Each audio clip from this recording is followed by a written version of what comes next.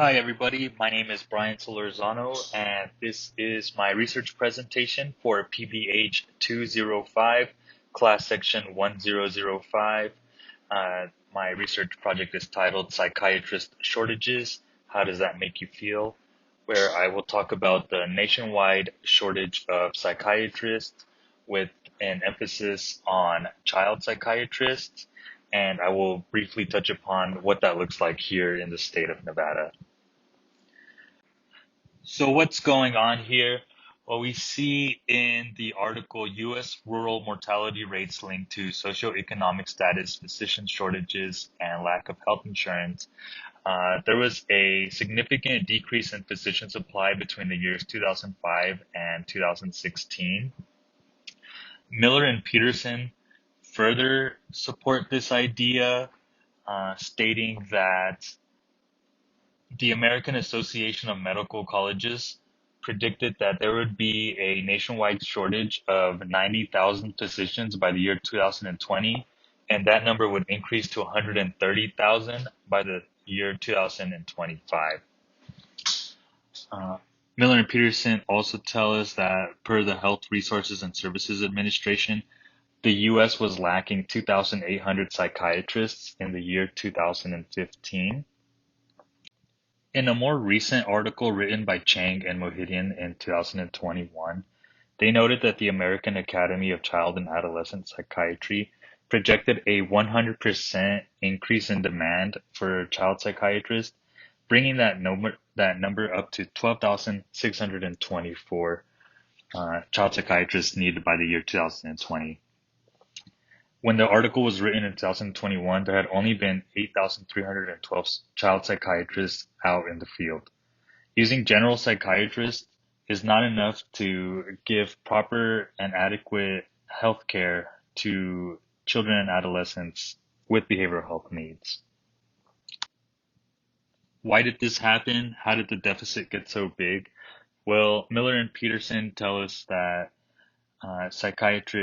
psychiatric providers get a limited reimbursement, so they don't get paid that well for the services that they offer. Therefore, a lot of them do not take government insurances like Medicaid and Medicare. Sometimes they're completely exclusive to taking new patients, and sometimes they're very limited in the number of patients that they will accept.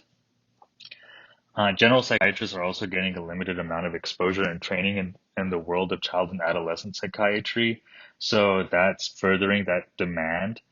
Um, and Chang and Mohidian actually did an electronic survey at the University of Michigan where they surveyed psychiatric fellows. Uh, Fewer than 30% of those fellows surveyed expressed any interest in pursuing child and adolescent psychiatry, even though that it was widely accepted that there would be ample jobs and opportunities in that field. Who is this affecting the most? Well, the kids, of course. 1 in 5 children in the United States needs some kind of behavioral health help. That's roughly 15 million kids here in America. What does that look like here in Nevada? Well, in an article written by Rubin and Kilgore in the year 2020, they looked back at fiscal year 2011 to 2012 in Nevada, and only 32% of the kids that needed behavioral health help actually received help. So it's affecting the greater 68% of Nevada kids. And when we're talking about school age children, what are we actually looking at? Well, Rubin and Kilgore actually did a more recent survey, and they found that 18% of Nevada high school kids and 23% of Nevada middle school kids actually had behavioral health needs so bad that they contemplated suicide. Man, oh man. So what are we going to do about this, and what efforts are currently in play right now?